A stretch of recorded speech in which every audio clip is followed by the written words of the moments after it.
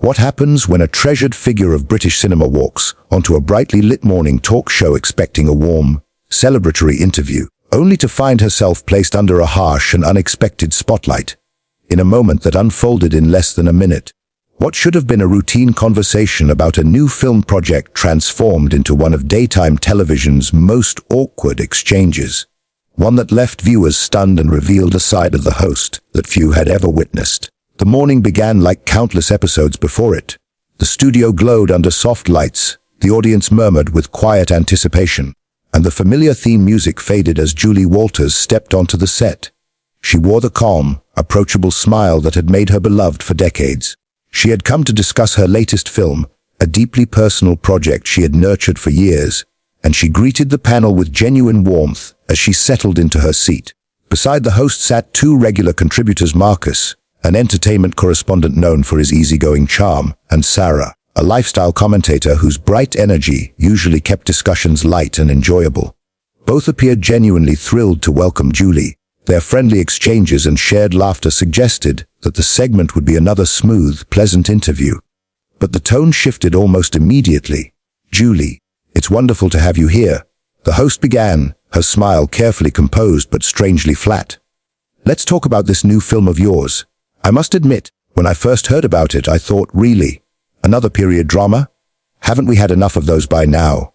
The studio fell silent. Marcus shifted in his chair, and Sarah's expression tightened with surprise. Julie's smile wavered for just a fraction of a second before she recovered with quiet professionalism. She answered calmly, explaining that every story holds something new, and that this film explored themes that had moved her deeply, and that she believed audiences would connect with on a human level. Before she could finish her thought, the host cut in. "Yes, yes," she said, waving a dismissive hand. "But honestly, don't you think that at this point in your career, you should be choosing projects that are more relevant? Who really cares about costume dramas anymore?" The discomfort in the room deepened. Marcus cautiously attempted to soften the moment, mentioning that early reviews had been promising and that the film looked compelling. But he was shut down instantly. "I'm talking to Julie, Marcus," the host snapped without even turning to look at him. Julie straightened slightly. When she spoke again, her voice remained steady, but a new edge had entered it. She explained that she chose the role because the story mattered, that it centered on real women facing real struggles, and that such stories are always relevant, regardless of the era in which they are set. Sarah tried to steer the conversation back toward warmth, suggesting that good storytelling transcends time and that emotional truth is what truly resonates with audiences. She barely finished her sentence before she, too, was cut off. "Sarah, please," the host said sharply. "I'm trying to have a conversation." Leaning forward, she refocused her attention on Julie. "What I'm really asking," she said, her tone pressing and pointed, "is whether you're just playing it safe. You've been in this industry for decades, yet you seem to keep returning to the same types of roles. Where's the risk? Where's the edge?" The air in the studio became heavy. The audience had fallen completely silent. Julie's expression changed. The polite patience gave way to something firmer, more guarded. Her reply was quieter now, but it carried undeniable weight. She explained that she had taken many risks throughout her career, roles that frightened her, challenged her, and forced her to grow. She pointed out that just because a story is set in the past does not make it safe, simple, or easy.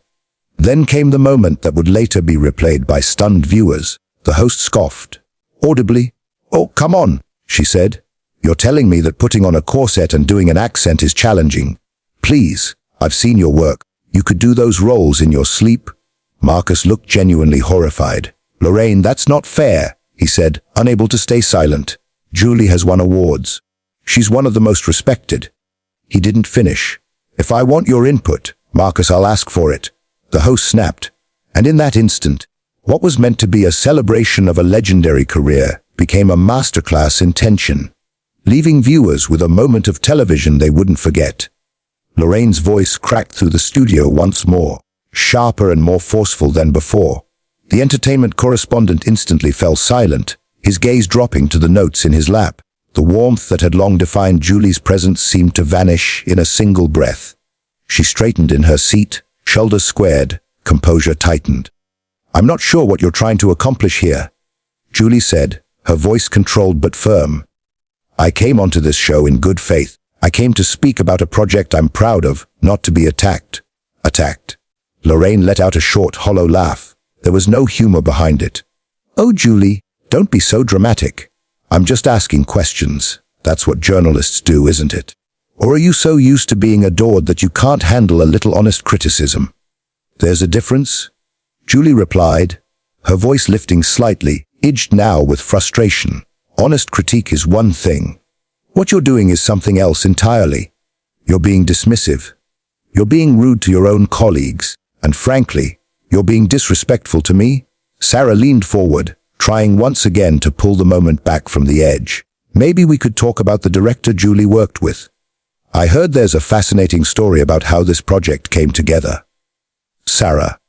Lorraine cut in, teeth clenched. For the last time, I am conducting this interview.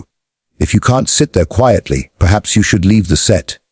Sarah's eyes widened, stunned into silence. Marcus looked like he wanted to disappear altogether.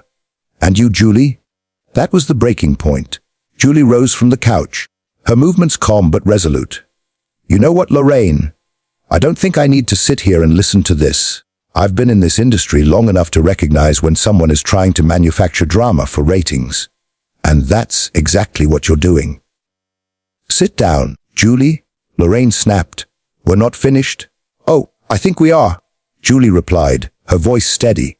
I came here for a professional conversation about my work. Instead, you spent this entire time belittling me, interrupting your colleagues, and creating a hostile environment. I won't be a part of it. Color rushed to Lorraine's face. How dare you walk off my show? Do you have any idea how many actors would kill to sit in that seat? You should be grateful I even invited you. The audience gasped. Marcus and Sarah exchanged looks of disbelief. Julie paused, turned back slowly. Grateful, she repeated, incredulous. Lorraine, I was working in this industry before you had a television show. I don't need to be grateful for the chance to be insulted on camera. What I do need is basic respect. And it's very clear that isn't going to happen here. Oh, here we go, Lorraine said, rolling her eyes. The big star can't handle a tough interview. This is exactly what I mean. You're all the same.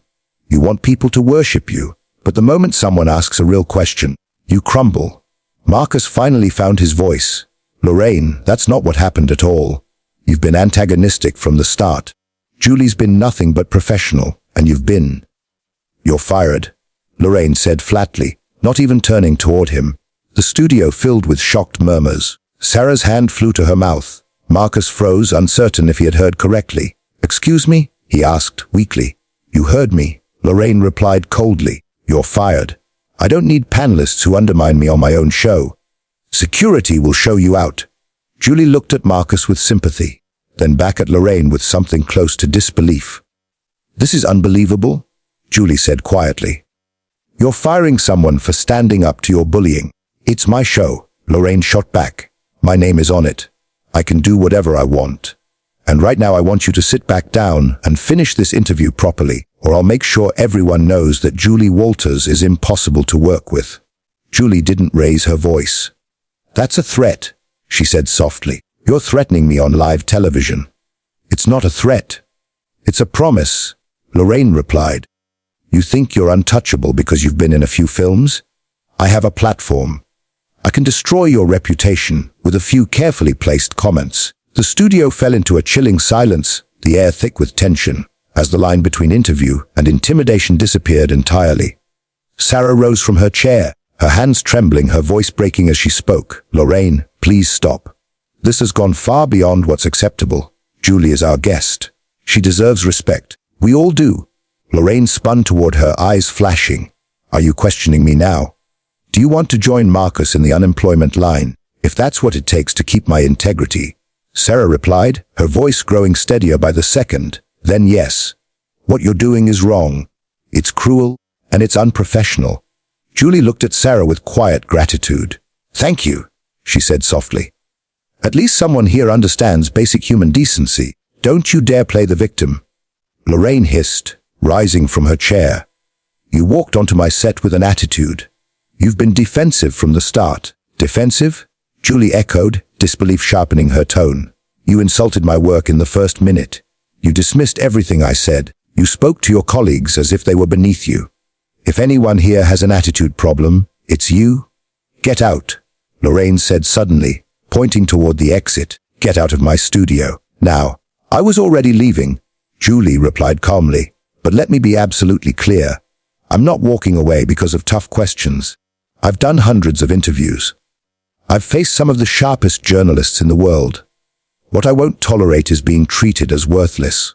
What I won't tolerate is watching you mistreat your staff and then threaten me for calling it out.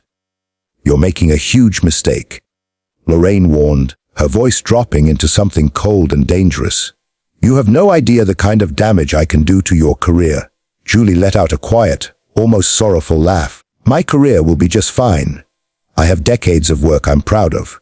What you should be thinking about is your own reputation, because everyone watching right now has seen exactly who you are, and it isn't flattering. At first, the audience began to clap hesitantly. A few scattered hands. Then more. Soon, the sound grew into a steady wave of applause. People were standing up for Julie without saying a word. Lorraine's face flushed a deep, furious red. She shouted toward the crowd. Stop clapping. This is my show. No one listened. In fact, the applause grew louder. Marcus, despite having been fired moments earlier, began clapping as well. Sarah, tears streaming down her face, joined in, applauding through sobs. This is mutiny. Lorraine muttered, I won't stand for this.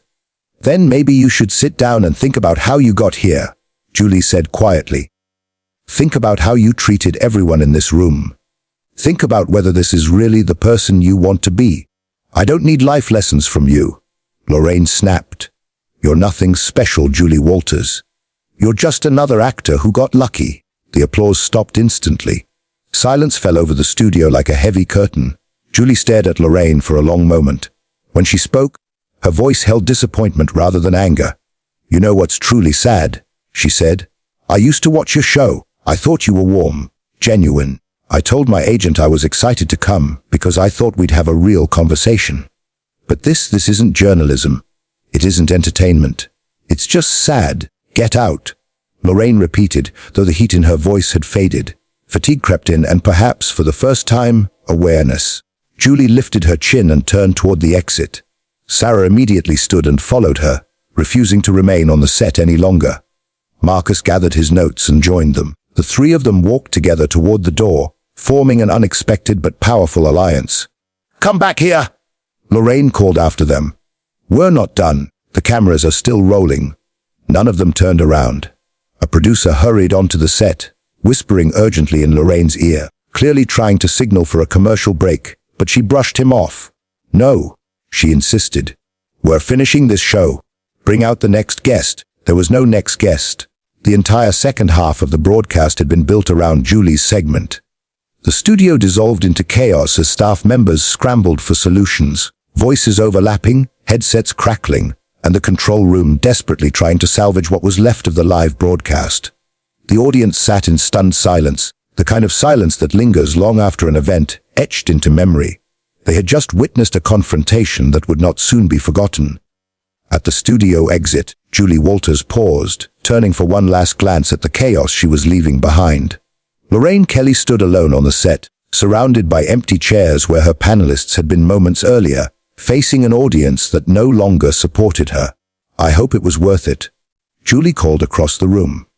Whatever you were trying to prove, I hope it was worth it.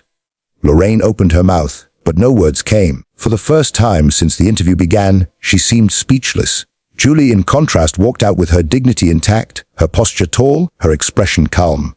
Behind her, the sounds of confusion swelled, producers shouting into headsets, audience members talking over one another, and Lorraine demanding immediate action to fix the disaster unfolding on live television.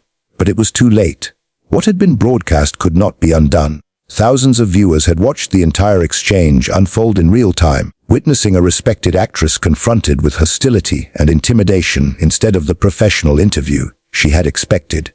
They had seen a host misuse her power, threaten a guest, and even fire a staff member for speaking out. Every humiliating moment had been captured. In the hallway outside the studio, Julie found Sarah and Marcus waiting. Both looked shaken, but their eyes held a sense of resolve. Are you all right? Sarah asked softly, placing a hand on Julie's arm. "I'm fine," Julie assured her. "I'm sorry you both got caught up in that." "Don't apologize," Marcus said firmly. "We should be thanking you." Someone needed to stand up to her. She's been behaving worse and worse over the past months, but nobody dared speak out. "Well," Julie said simply, "I'm too old and too experienced to put up with that kind of behavior. Life's too short." Sarah nodded, wiping away tears. "What she said about your work, about your career, none of it was true. You're brilliant, Julie. Everyone knows that." "Thank you, love," Julie replied, wrapping Sarah in a warm hug. "That means a lot." For a few quiet moments, the three of them stood together, united by circumstance in a hallway that had just borne witness to chaos. They didn't know what would happen next, but they understood they had done the right thing. Back in the studio, Lorraine struggled to regain control of her show, but the damage was irreversible. The audience had seen the truth unfold, and somewhere recordings were already circulating. Clips were being shared online, dissected, and discussed. Julie Walters had arrived as a guest and had departed as a symbol of grace under pressure, of resisting bullying, of refusing to be diminished by someone else's insecurity and cruelty. She had proven that sometimes the most powerful act is simply walking away with your head held high. Lorraine Kelly, by contrast, remained standing in the wreckage. The set around her felt empty and hollow, a reflection of a broadcast that had gone catastrophically wrong. She had chosen confrontation over celebration, cruelty over kindness, and ego over empathy. Eventually, the cameras stopped rolling. The audience was ushered out, the studio lights dimmed, and production staff began cleaning up the mess. But the moment itself could not be erased. It would live on, replayed, analyzed, discussed, referenced time and again. It was a rare instance when a live broadcast captured not just conflict, but a profound lesson in professionalism, integrity, and courage. Julie Walters had left the studio, but her presence lingered in the hearts of everyone who had witnessed her composure and resilience. She had walked away from an attempt at public humiliation with grace, proving that dignity often speaks louder than confrontation. In contrast, Lorraine Kelly was left facing the consequences of her choices, the loss of respect, credibility, and authority in the eyes of viewers and staff alike. The morning had started as any other episode might, routine and predictable. But it ended in a way no one could have foreseen. An unplanned demonstration of strength, self-respect, and ethical courage. Julie walked out of the building into the fresh air, feeling a weight lift from her shoulders. She was free from the toxic atmosphere of the studio, free from the need to satisfy someone unwilling to be pleased, free to continue her career on her own terms without compromising her values or integrity. Behind her, the building buzzed with activity, the remnants of chaos and damage control. But Julie's steps were steady, her spirit unshaken. What had begun as an ordinary morning had transformed into a powerful testament to the importance of standing up for oneself and refusing to participate in cruelty, no matter the stakes. Crisis meetings were undoubtedly already underway. Somewhere behind the scenes, producers were huddled, plotting damage control strategies, debating what to say to the press, trying to spin a situation that had clearly spun out of control. But Julie Walters didn't look back. She didn't need to. She had said what needed to be said. She had acted with intention, with clarity, and now she was moving forward, leaving the chaos in her wake. Because that is what you do when someone attempts to diminish you. You stand tall. You speak your truth. You refuse to shrink to fit someone else's narrow view of power or authority. You walk away knowing you've preserved your integrity, even when it would have been far easier to stay silent, to endure the insult, to smile politely while resentment and frustration burned quietly inside. Julie Walters had come to that studio to discuss her latest film, a project she had poured her heart and years into. But by the time the segment ended, she had given the world something much larger, a lesson in confronting bullying, not with aggression or retaliation, but with composed, unwavering strength. She had not stooped to the level of her aggressor. She had refused to engage with the toxicity aimed at her. She had walked out, yes, but in doing so, she had walked into legend.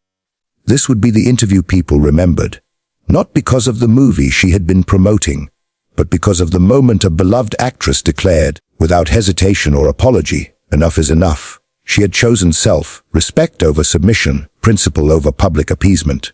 And across the country, in living rooms, office break rooms, and online forums, people were talking.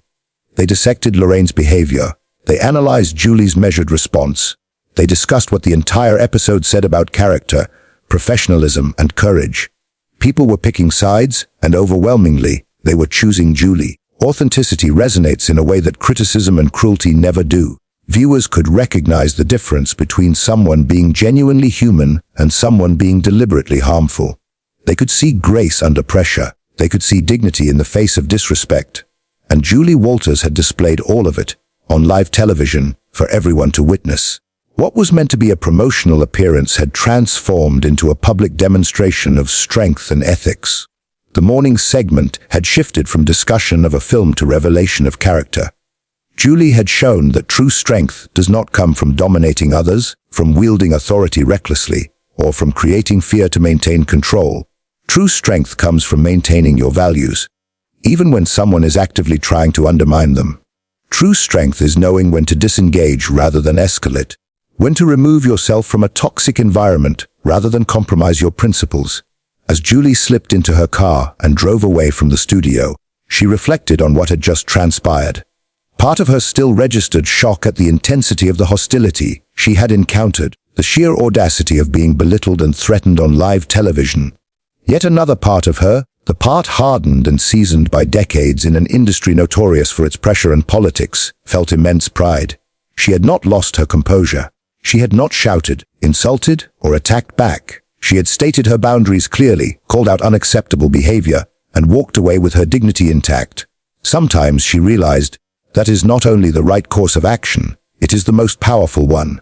The morning sun climbed higher, spilling light across the city, oblivious to the drama that had just unfolded. In the streets, offices, and homes where people had not been watching, life went on as usual. But those who had witnessed the interview knew something profound had occurred. They had seen what it means to value yourself enough to refuse mistreatment. They had seen the quiet authority of composure, the impact of principled resistance, and the dignity of walking away without surrendering to anger or fear. Julie Walters' performance on that morning's broadcast would be remembered not for applause or accolades, but for what it revealed about her as a person. She had been herself, firm, unwavering, articulate, composed. She had spoken the truth and stood her ground, and in walking away with her head held high, she had given the audience something far more valuable than a promotional interview, a living example of courage, self-respect, and the strength it takes to refuse to be diminished by someone else's cruelty. The studio, meanwhile, buzzed with confusion and attempts at salvage. Lorraine Kelly and her team scrambled, trying to regain control of a broadcast that had unraveled before their eyes. But the moment was gone. The viewers had seen the truth. The lesson was already delivered. And Julie, driving away from the chaos, felt lighter, freer, and resolute in the knowledge that she had handled the situation not only with grace, but with an authority that could not be questioned. It had been a morning like any other, and yet it had ended in a way no one could have anticipated. An unplanned, unscripted masterclass in integrity, composure, and strength. Julie Walters had shown the world that sometimes the most profound victory is simply to walk away, leaving the noise behind, and knowing that you had remained true to yourself.